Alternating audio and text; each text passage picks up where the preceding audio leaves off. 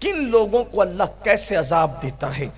آئیے اللہ اکبر، میرے آقا صلی اللہ علیہ وسلم کے دیوانوں، اللہ کے حبیب، ہم سب کے آقا غیب دا نبی صلی اللہ علیہ وآلہ وسلم ارشاد فرماتے ہیں کہ جب کسی بے نمازی کو اس کی قبر میں رکھا جاتا ہے جس نے نماز نہیں پڑھی۔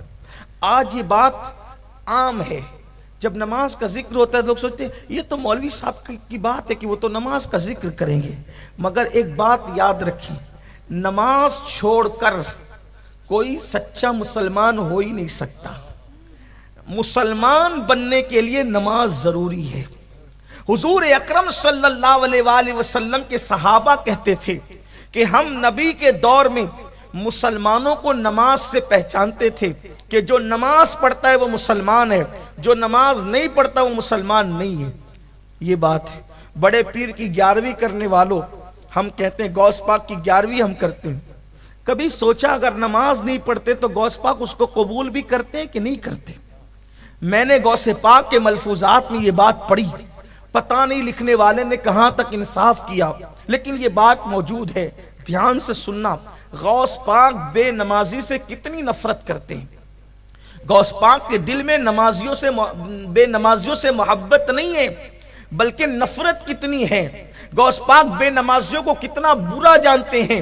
سرکار غوث العظم دستگیر پیران پیر کا فرمان ہے، فرماتے ہیں اگر تم رستہ چل رہے ہو، رستے سے آ رہے ہو اور تمہارے پاس راستے میں ایک کتا گندگی میں بھرا ہوا آ رہا ہے اور ایک بے نمازی آ رہا ہے، اب تمہیں دونوں کے بیچ سے گزرنا ہے، اب آپ کو یا تو کتے کی طرف ہٹنا پڑے یا تو بے نمازی کی طرف ہٹنا پڑے، تو تم ہٹو گے کدھر؟ تو فرماتے ہیں جو گندگی میں بھرا ہوا کتا ہے اس کی طرف ہٹ جانا، مگر بے نمازی کی طرف مت ہٹنا، اس لیے کہ کتے کی جو نجاست ہے اگر وہ تمہارے جسم پہ لگ گئی تو اس کو آپ تھوڑے سے پانی سے دھل کر پاک ہو جاؤ گے، لیکن بے نمازی کی نحوست اگر تم پر پڑ گئی تو اس کو دنیا کے کوئی سمندر کا پانی دھو نہیں سکے گا۔ آپ مجھے بتائیں کہ بے نمازی سے اتنی نفرت غوث پاک کر رہے ہیں اور ہم لوگ مسجدوں کو ویران کر چکے ہیں، ہمارے پاس نماز کے لیے وقت نہیں ہے، دوستوں کے لیے ٹائم، ماں باپ کے لیے ٹائم، کھیل کود کے لیے ٹائم، جوا کھیلنے کے لیے ٹائم، شراب کے اڈوں پہ جانے کے لیے ٹائم، فلمیں دیکھنے کے لیے ٹائم۔ جس رب نے زندگی دی، جس رب نے دولت دی، جس رب نے قوت دی، جس رب نے بولنے کی زبان دی، جس رب نے دیکھنے کی آنکھیں دی، جس رب نے سب کچھ دیا، دھوکہ دینے والے لوگوں کے لیے ہم نے اتنا وقت دیا، لیکن اس اللہ کے لیے جس نے ہر نعمت ہمیں دی اس اللہ کے لیے ٹائم نہیں۔ آج مسلمان دھڑلے سے کہتا ہے مولانا ٹائم نہیں ملتا نماز کے لیے، واٹس ایپ چیک کرنے کے لیے نماز ہے، واٹس ایپ چیک کرنے کے لیے وقت ہے، فیس بک کے لیے وقت ہے، یوٹیوب کے لیے وقت ہے، کیرم کھیلنے کے لیے وقت ہے، تاش کے پتے کھیلنے کے لیے وقت ہے،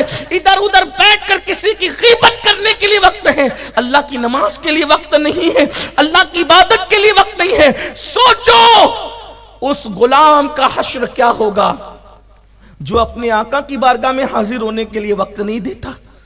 جس رب نے سب کچھ دیا اس رب کے لیے ٹائم نہیں اپنے پاس۔ انجام کیا ہوگا؟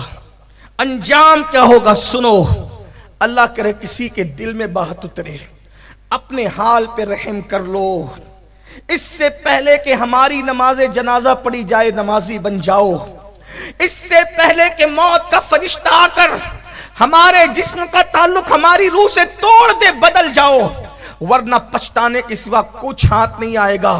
یہ بڑے بڑے مکانات، یہ بڑی بڑی کاریں، یہ بڑا بڑا بینک بیلنس، یہ بڑی بڑی جائیداد، یہ کھیتیاں سب یہیں رہے گی۔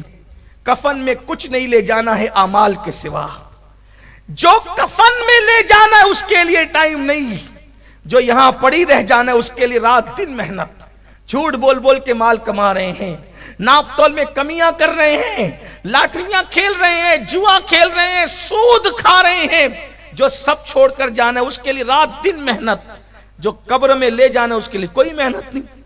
تو اپنے سچے نبی نے فرمایا، میری ماں اور بہنوں کی بھی خاص توجہ، یہ بات صرف مردوں کے لیے نہیں ہے، یہ عورتوں کے لیے، ہر انسان کے لیے ہے۔ میرے آقا فرماتے ہیں صلی اللہ علیہ وآلہ وسلم کہ جب بے نمازی کو اس کی قبر میں رکھا جاتا ہے تو 99 سانپ 99 سانپ اس کی قبر میں ڈال دیے جاتے ہیں اللہ کی طرف سے۔ 99 سانپ، یہ کوئی کہانی قصہ نہیں، یہ کسی عام انسان کی بات نہیں، یہ اللہ کے رسول کا فرمان اور نبی کی حدیث کا انکار کرنے والا اور مذاق اڑانے والا مسلمان نہیں ہو سکتا۔ اپنے نبی نے فرمایا، اپنے سچے رسول نے فرمایا 99 سانپ اللہ اس کی قبر میں مسلط کرتا ہے، اور ان سانپ کی طاقت کا عالم کیا ہے؟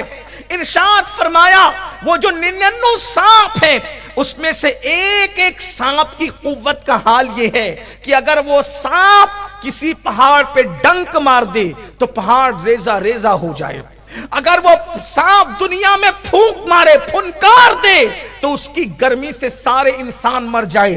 ایک سانپ اتنی طاقت والا ہے، ایسے طاقتور 99 سانپ بے نمازی کی قبر میں مسلط کیے جاتے ہیں۔ اس نے اگر فجر کی نماز نہیں پڑھی تھی تو ظہر تک وہ سانپ اس کو ڈستے رہتے ہیں، اللہ اکبر۔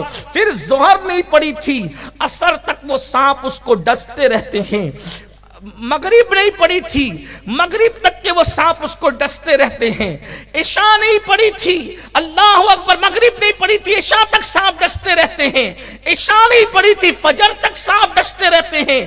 یہ ڈسنے کا سلسلہ اللہ اکبر اس وقت تک چلتا رہے گا جب تک اللہ چاہے گا۔ اب آپ مجھے بتائیں، اگر چھوٹا سا کیڑا ہمیں ڈنک مار دے، اگر چونٹی ہمیں کاٹ لے، کتنی تکلیف ہوتی ہے، کتنا درد ہوتا ہے۔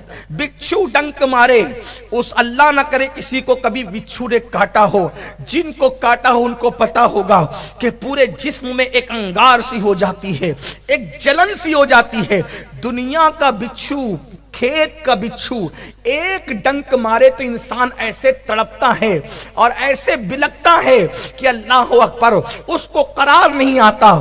تو جس کو اللہ کے مسلط کی ہوئے سانپ ڈستے ہوں گے اور پھر وہاں کوئی بچانے والا نہیں، نہ ماں بچانے والی، نہ باپ بچانے والا، نہ بھائی بچانے والا، سوچو ہم اپنے آپ پہ کتنا ظلم کر رہے ہیں۔ بتاؤ، ایک وقت کی نماز کے لیے 10 منٹ سے زیادہ کا ٹائم نہیں لگتا۔ اگر ہم 10 منٹ کا ٹائم ایک نماز کے لیے نکالیں، 5 وقت کی نماز کے لیے 50 منٹ کا ٹائم ہے، یہ 50 منٹ ہم نکال دیں تو کتنے بڑے عذاب سے بچ جائیں گے۔ ارے عذاب سے تو بچ ہی جائیں گے، لیکن ساتھ ہی ساتھ ہمارا انعام کیا ہوگا؟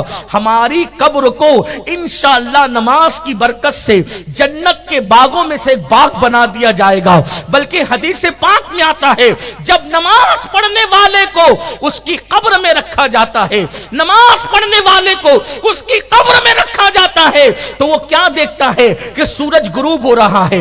ہر بندے کو جب قبر میں رکھا جاتا ہے تو کیا دیکھتا ہے کہ وہ سورج غروب ہو رہا ہے، یعنی عصر کا وقت ہوتا ہے۔ تو وہ جو نمازی ہوتا ہے وہ کہتا ہے فرشتوں سے ہٹو ہٹو، ابھی میں نے عصر کی نماز نہیں پڑھی ہے، کیونکہ اس کو نماز کی عادت ہوتی ہے۔ وہ کہتے ہیں بعد میں باتیں ہوگی، پہلے مجھے عصر کی نماز پڑھ لینے دو، میری نماز جاتی ہے۔ اور فرشتوں کو اللہ کہے گا آپ پوچھتے کیا ہو، دیکھتے نہیں کہ میرا بندہ میرا کتنا وفادار ہے، اس لیے اس کے لیے جنت کا بستر لگا دیا جائے، اور اس بندے کے لیے جنت کا بستر لگا دیا جاتا ہے۔ اور اس بندے کے لیے جب جنت کا بستر لگتا ہے تو وہ دیکھتا ہے کہ ایک دلہن اس کی قبر میں موجود ہے، ایک دلہن اس کی قبر میں موجود ہے۔ بھائی چھوڑ کر چلے گئے، وہ بچے چھوڑ کر چلے گئے، دوست چھوڑ کے چلے گئے، احباب چھوڑ کے چلے گئے، سب چھوڑ کر چلے گئے۔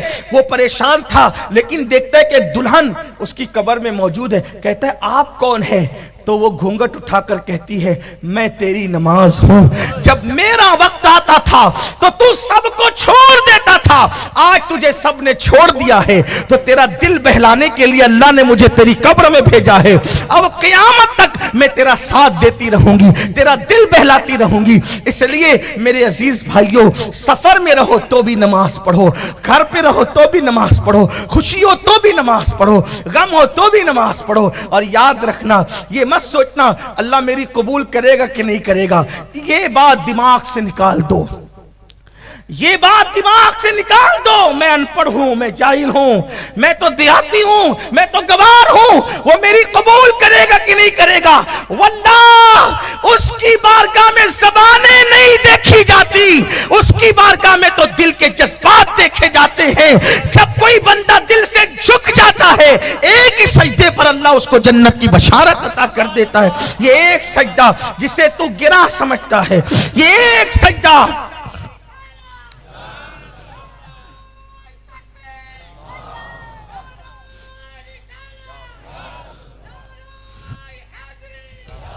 یہ ایک سجدہ جسے تو گرا سمجھتا ہے، ہزار سجدوں سے دیتا ہے آدمی کو نجات۔ آج کل جہاں مرد نماز سے دور ہے، میری مائیں اور بہنیں بھی کوسوں دور ہے، اور میری مائیں بہنیں کہتی مولوی صاحب ہمیں بچوں کو کھلانا پڑتا ہے، بچوں کی پرورش کریں، مرد تو چھڑے ہیں، مرد تو ان کو کوئی پرابلم ہی نہیں ہے، ہمیں بچے پالنے پڑتے ہیں، بچوں کو کھلانا پلانا ہے، کپڑے دھلنے ہیں، کھانا بنانا ہے، یہ کرنا ہے وہ کرنا ہے۔ میں پوچھنا چاہتا ہوں میری بہنوں، یہ بتاؤ بچے صرف تمہارے ہیں یا سیدہ فاطمہ الزہرا کے بھی بچے تھے؟ چھوٹی سی عمر میں، اتنی چھوٹی سی عمر تھی، چھوٹی سی عمر میں اللہ نے 5-6 بچوں سے نوازا تھا، ہر بچے کی خدمت کرتی تھی، لیکن کبھی نماز نہیں چھوٹتی تھی۔ بلکہ آپ کو بتاؤں، اللہ اکبر، آج تو گھر گھر جو ہے وہ نل بنے ہوئے ہیں، نلوں میں پانی آتا ہے، قریب قریب کنویں ہیں، اور پھر آٹا بھی چھوٹے چھوٹے دیہاتوں میں، بلکہ آج تو فقیروں کے یہاں جو بھیک مانگتے ہیں ان کے یہاں بھی آٹا پیس کر کے آتا ہے، فقیر کی بیوی کو بھی آٹا پیسنا نہیں پڑتا ہے نا۔ لیکن اللہ اکبر، سیدہ فاطمہ اپنے ہاتھوں سے چکی چلاتی تھی، اپنے ہاتھوں، کتنی مصروف زندگی تھی، اپنے ہاتھوں سے چکی۔ اتنے بڑے مالدار باپ کی بیٹی کہ ان کے بابا سے زیادہ مالدار کوئی نہیں تھا۔ لوگ کہتے ہیں کہ مالدار باپ کی بیٹیاں بڑے عیش پرست ہوتی ہے، لیکن میں کہتا ہوں سب ایسی نہیں ہوتی۔ واللہ سیدہ فاطمہ کے بابا سے بڑا مالدار کوئی ہو نہیں سکتا، کیونکہ کسی کا باپ کھیت کا مالک، کسی کا باپ زمین کا مالک، کسی کا باپ گاؤں کا مالک، کسی کا باپ جاگیر کا مالک۔ سیدہ فاطمہ کے بابا وہ تھے جسے اللہ نے آسمان سے لے کے زمین تک کے ہر چیز کا مالک بنایا تھا، حتیٰ کہ اللہ نے انہیں جنت کا مالک بنا دیا تھا۔ خالق کل نے آپ کو مالک کل بنا دیا، دونوں جہاں ہیں آپ کے قبضہ و اختیار میں۔ نعرہ تکبیر، ایسے نعرہ رسالت، نعرہ رسالت، محفل مصطفیٰ۔ ایسے مالدار باپ کی بیٹی، ایسے مالدار باپ کی بیٹی، ایسے دولت مند باپ کی بیٹی، جس کے بارے میں میرے امام نے کہا آسماں خان، زمین خان، زمانہ مہمان، صاحب خانہ لقب کس کا ہے تیرا تیرا۔ جس کو بھی بھیک ملی ان کے در سے ملی، جس کو بھی جو نعمت ملی اس کے در سے ملی۔ خلق کے حاکم ہو تم، رزق کے قاسم ہو تم سے ملا جو ملا تم پہ کروڑوں درود۔ فرشتے جس کے دروازے پہ دامن بھرے، انبیاء جس کے دروازے پر نعمتیں پائیں، اللہ اکبر، وہ میرے نبی کی چوکھٹ ہے۔ اللہ اندازہ تو کریں، اتنے مالدار باپ کی بیٹی ہے، ہاتھ سے چکی چلاتی۔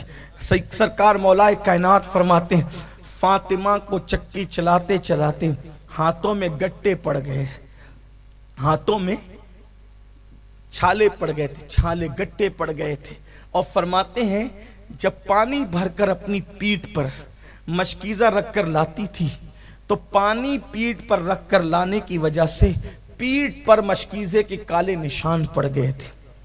یہ تھی ان کی زندگی، اور حال کیا تھا؟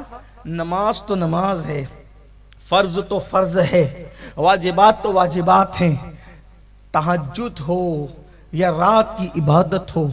حالت یہ تھی کہ جب عشاء کی نماز کے بعد نفل نماز شروع کرتی، ایک ہی سجدے میں پوری رات گزار دیتی، ایک ہی سجدے میں، اور جب صبح ہوتی نماز جلدی سے مکمل کرتی، اور صبح ہوتی تو کہتی اللہ تو نے رات اتنی چھوٹی بنائی، اتنی چھوٹی تو نے رات بنائی کہ فاطمہ دل کھول کے سجدہ نہ کر سکے، کوئی رات ایسی بڑی دے دے کہ فاطمہ دل کھول کر دل کے ارمانوں کے ساتھ سجدہ کر لے۔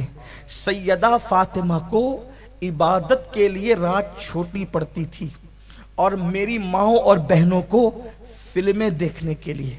اور سیریل دیکھنے کے لیے رات چھوٹی پڑتی ہے، رت جگہوں میں ناچنے کے لیے رات چھوٹی پڑتی ہے، بے پردہ گھومنے کے لیے رات چھوٹی پڑتی ہے۔